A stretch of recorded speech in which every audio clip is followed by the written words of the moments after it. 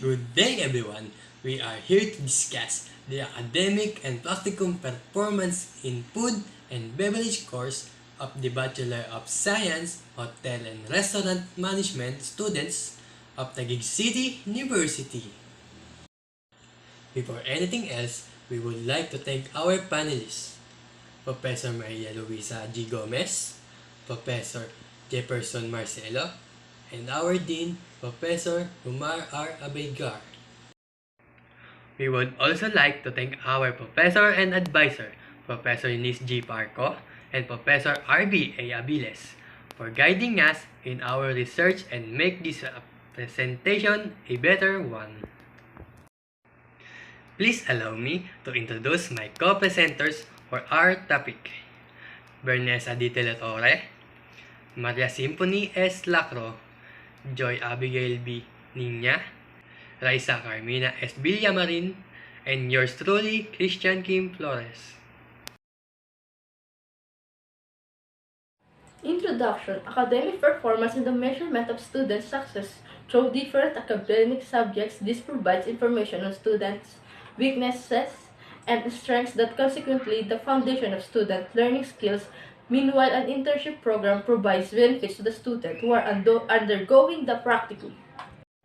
Background of the study: Taguig City University educates and trains students to be competitive by providing the applied learning opportunities that require talent workers and rank among the best in the world in terms of productivity, career, aptitude, and technical skills.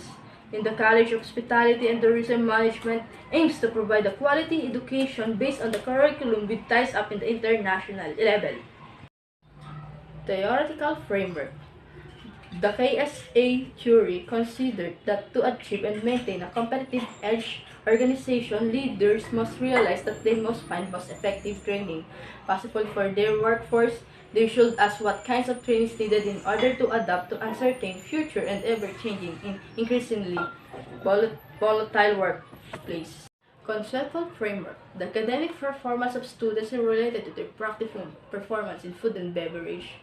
The independent variables are sex, age, and civil status. Dependent variables are academic and practicum performance. Statement of the problem: what is the demographic profile of the student? What is the level of academic performance of the student in food and beverage subject? What is the internship performance of the respondents in food and beverage subject in terms of the following core competencies? Is there significant relationship between the level of academic performance and practical performance in food and beverage subject of students?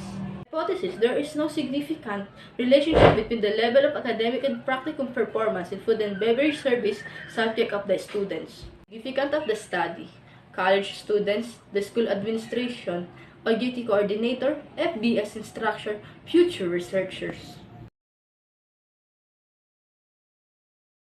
Analysis: students' academic performance is a key feature in education.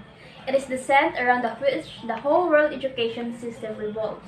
Students' academic performance serve as a bedrock for knowledge acquisition and the development of skills. Hence, it is needed during hospitality industry. Students can achieve good academic performance once they completed all the assigned tasks as stated by the CMO number 62 series of 2017.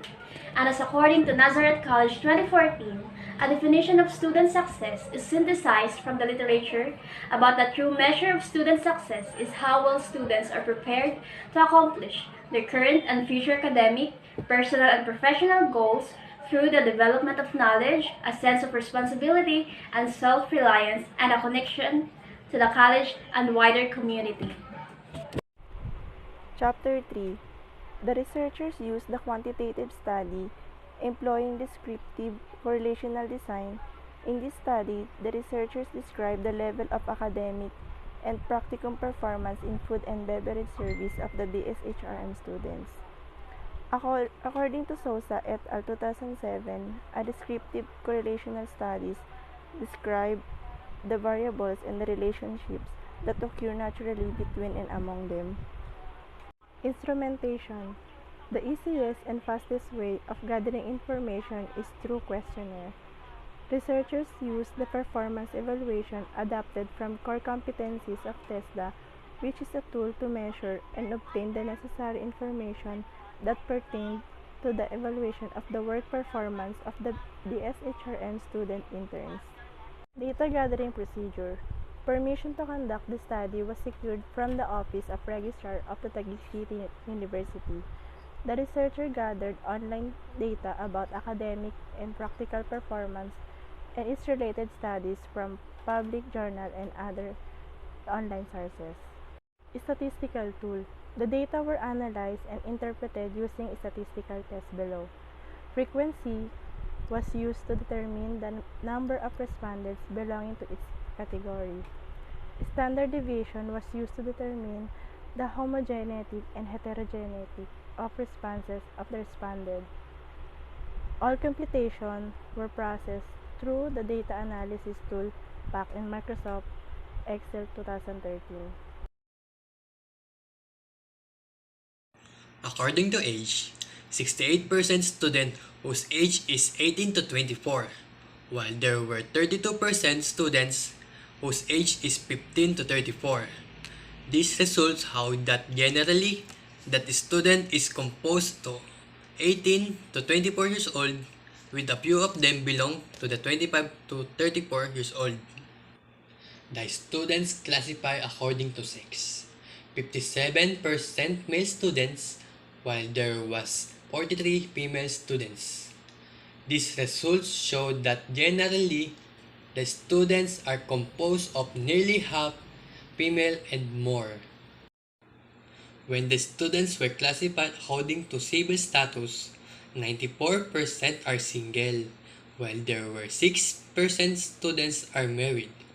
These results show that most of the students are single and very few of them are married than a half of male. In Table 2, the level of academic performance of the student was determined by a computed their means with corresponding deviation. In Table 3, the students of TED strongly agree in their practicum performance in food and beverage service, which is interpreted as they did perform well on their practicum program. In Table 4, it showed that the students did perform well in their food and beverage service competency in terms of welcome and taking food and service beverage orders. In Table 5, this means that the students did perform well in terms of promoting food and beverage product. In Table 6, it showed that students did perform well in terms of providing food and beverage service to the guests.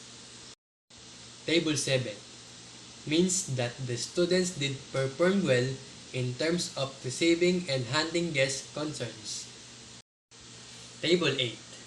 This showed that apparently students have achieved high academic performance in food and beverage subject, which is also an indication they have performed well, preferring dining or restaurant area for services.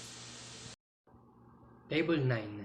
This showed that students have achieved high academic performance in food and beverage subject, which is also indication that have performed well in welcoming, taking food and beverage orders.